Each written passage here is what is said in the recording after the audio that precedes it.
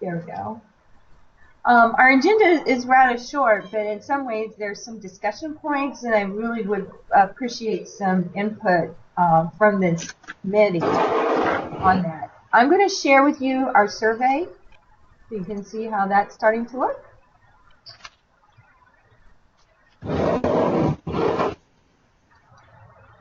Oops, I'm trying to find, I am not very good at the Skype stuff. Pause recording, I don't want to do that.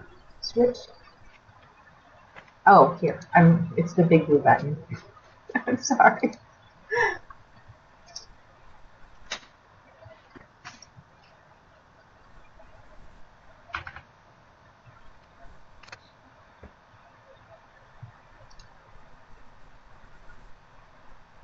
Be right back. I'm trying to find the right window. There it is. Here's it.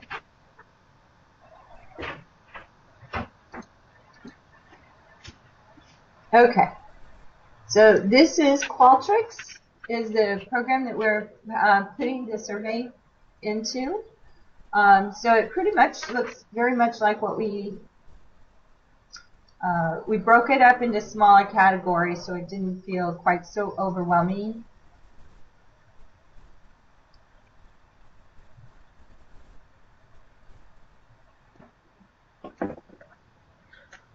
These are the categories we decided on.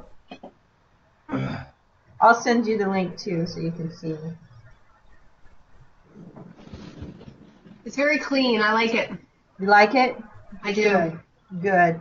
And I think it helped to kind of chunk it into these smaller categories. Mm-hmm.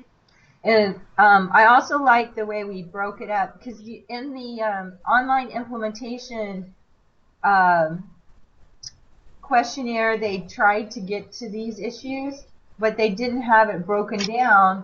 And I realized that you could really just hide behind the smoke screen with that. So hopefully this will get you right where you need to be. So let me go on. I'm going to scroll on down so you can see how the last questions look. That look good? Does. Okay. So the committee's still discussing how we're going to handle sending out these surveys. We're just a little concerned. There's a lot of surveys coming out. When I spoke with them, I said we really would like to have this go out early summer so we can spend time on our part with working on the rubrics this summer because we have to have that ready for presentation by December 16th. And I'm just a little worried. Summer, I don't know about you, but summer is a little easier time for me to set aside time to work on this. So if we wait till fall, I could get really buried again. I agree. I don't want to wait that long. You think that's a good plan, Carrie? It sounds fine. I certainly agree with the fall schedule being more complicated. Yes. And the survey looked very, very aesthetically pleasing. I didn't have the chance to read through much. I'll send it to you. It looks like something you've already all pretty much committed to, so that's good. Yeah, I'll send it to you. Well, I'll send out a link for it, so that way. Okay. And then, if you see something that we missed or we want to add, we can still edit it at this point. Well, and one of the reasons for me to participate is to ask about or look for questions related to support services. So I don't know if those are there, but I'm assuming they are. If not, I may comment on that. Okay, yes, we definitely would appreciate that. So from a student perspective, yeah, we kind of have the academic or managing a whole program perspective and not necessarily from the student perspective. So yes, you have a valuable contribution. All right, the second item on our agenda is to discuss the access piece. So I presented, our plan to the committee that we wanted to look into maybe a grant, or could we partner with the BOG to help with access issues?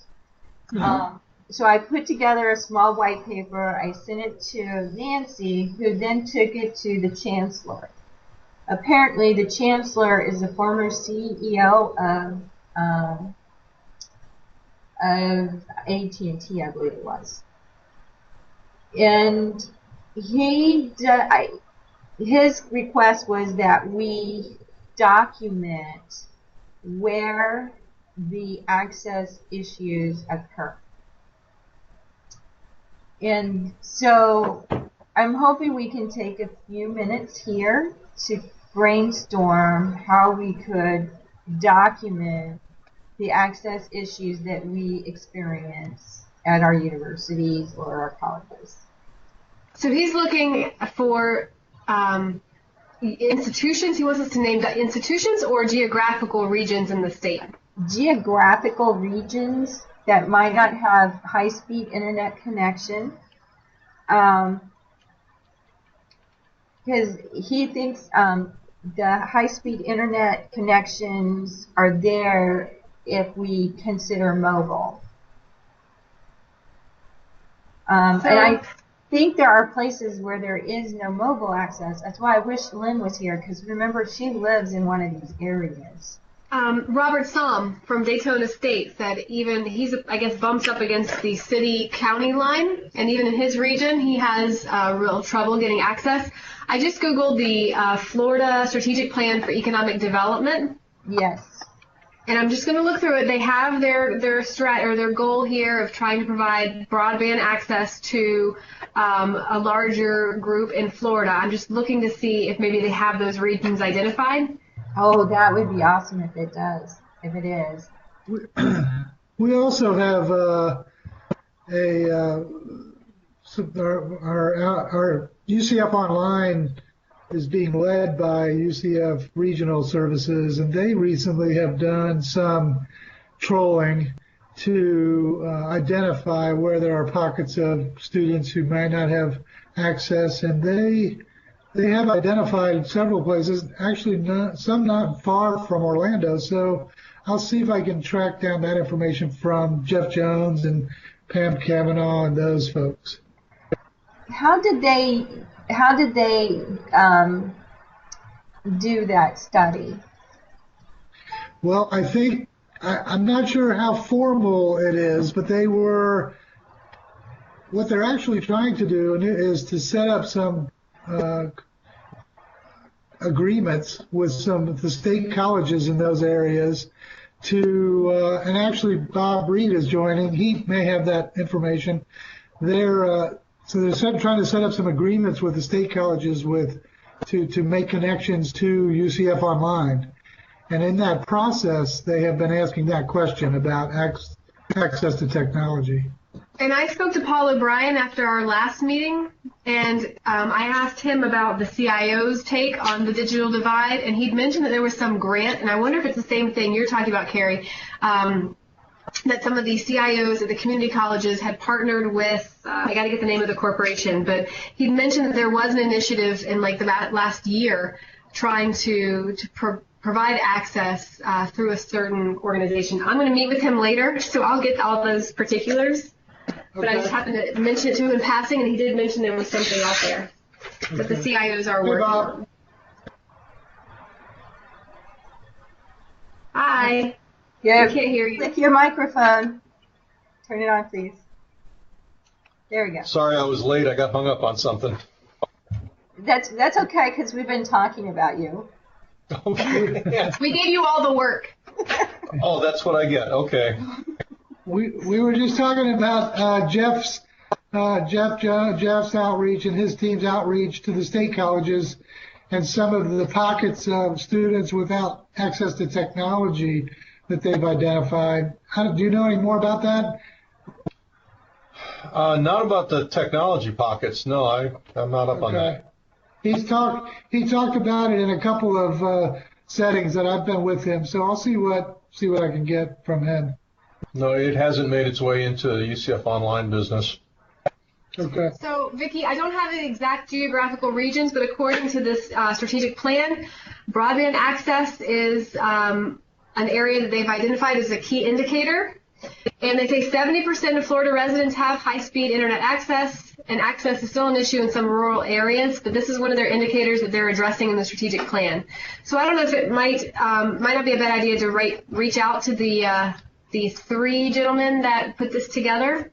Okay. They're listed here, or at least their offices. Can you send that to me in an email so that way I have that URL to go to? Because I looked for it and I couldn't find it. It's really, I did a quick skin. I thought I had placed it on our PB Work site, but it's actually our FLVC Access Work Group. Okay. So I'll go ahead and add it to our PB Work site as well. Okay, that would be awesome. I think that's a good place to start. The other answer he had that was concerning to me is that he thought that students could just go to the library.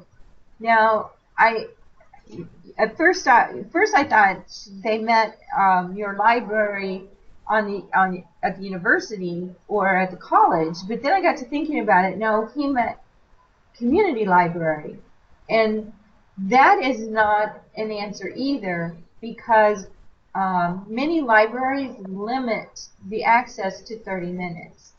Now, I was thinking maybe we need to clarify how many of these libraries do limit their access. And maybe I need to send out a survey or something to libraries. Yeah, I think that would be good. We have a lot of students at the state college level who that's what when they sign up for these online courses, thinking they can just go to grandma's house or the library, and a lot of them who drop out, who were able to at least interview before they leave, that's one of their main issues, is they thought they could go to a public library, and it's not the case. And even with these extended hours, they're fighting for just computer time or a transportation to get to the library sometimes. Oh, that's a good point. Transportation is a good one. And the extended hours that are needed. And I feel like you need at least 3 hours to go through material, much less do the homework that's required. So you could actually end up spending a good 7 to 10 hours, and you doing that at 30-minute increments doesn't work. Another thing for this topic, sometimes while the libraries have access to internet, sometimes they don't have the most robust IT staff. So videos and other things that students are trying to access, they're blocked, or sometimes the software or the computers aren't updated, so they can't play some of these videos based on how they were placed into the LMS. So those are some of the things that we hear from our students. Okay. Now, it's just how can we quantify it?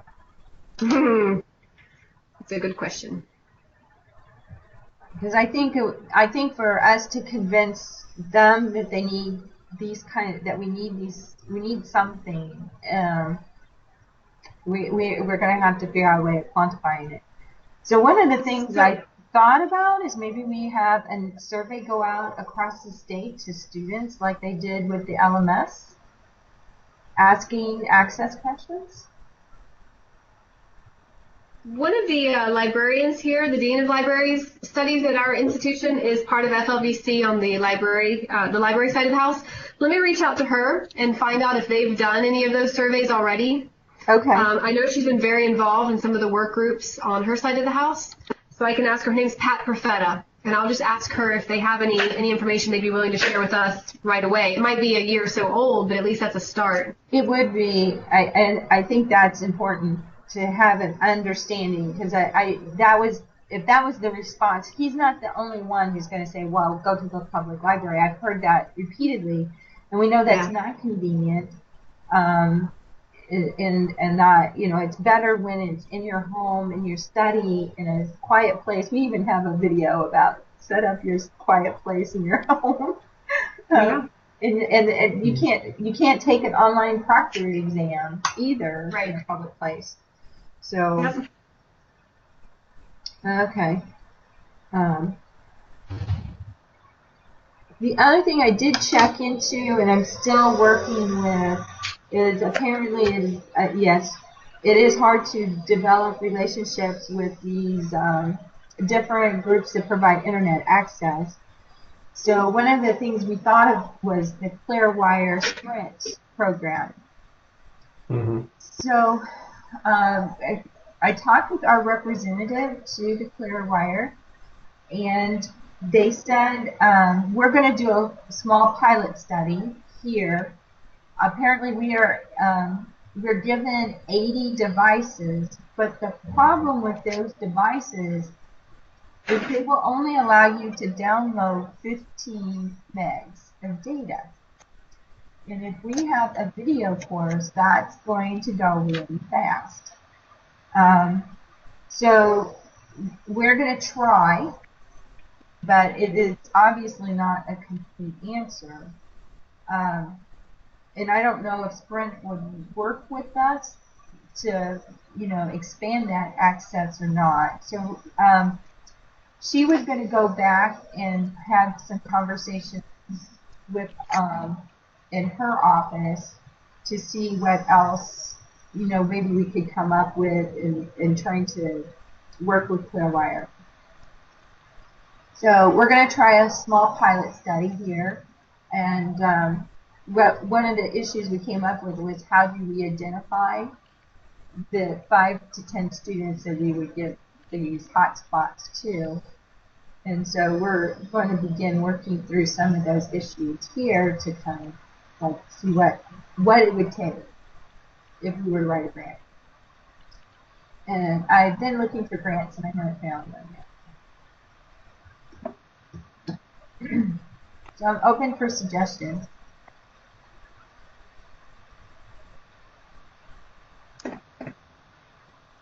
So my other Blake. Sorry. Go for it. Go for it. I'll keep looking. We'll see what happens.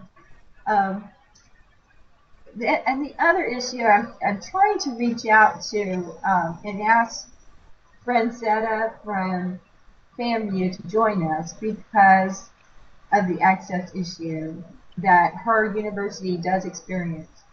And they don't even have the computers for the students. So I'm wondering if we need to work with the financial aid office, which I have just not had enough time to work with, but I thought I would talk to financial aid to see how can a student purchase their own device, maybe with financial aid. And is that something we need to make sure the students know they can do? Or is it not possible? Do they not get enough financial aid to do that? And trying to get an understanding of that piece of it. So I was hoping Francetta can help us understand that. And she's as busy as I am, so we haven't been able to connect. Mm-hmm. Does anybody have any ideas for that piece of it? Know anything about financial aid enough? I will say, and I'm trying to recall where I was part of a conversation. I don't remember where it was, but they were talking about potentially having students purchase their technology when they go to purchase their books. Right. And there was some reluctance because some students are able to, I guess, I don't know if it was at my institution or if it was somewhere else, but they could get their textbooks before their financial aid came in, and then the textbook fees were taken out before the final amount was sent to the students. And maybe this was an idea someone discussed. It's all just coming to me, but there were some concerns there about, students that would fall into that category. If they were allowed to do that with books and we extended that to technology, what kind of complications would ensue as a result of that? But it's a vital part of their resources, what they need just to get by the classes. So, and I think it's not just our classes; it's any class. Yep. You need to have that technology now, and I agree. Many students have it, but many students do not. So how do we handle that? So Well, anyway, I think that's the question. Yeah. I think that is kind of the critical question is what is that percentage of students I mean, you could argue that one is too many, but what is that percentage of students who have limited or very limited access? It may be a big enough number to worry about or not. It's hard to say without more information. Our computer labs are full. So that tells me there's an issue. Right? That's a good point. Ours are too. And we have a lot of them. And students can be working in their dorm room, right? And they're not. So why are they not? And so that may be a survey, like again, is at a point when we ask the state to help us with determining that by sending out a survey to the students. Yeah. Okay. Well, that's all I have on my agenda. Does anyone have anything else on your agenda? Or that we should add? Well, I just brought up, I know last time at the end, I just brought up that I'd uploaded that table on pre-enrollment strategies and post-enrollment. I don't know if that's going to be helpful for anything we're looking at moving forward, but it is up there.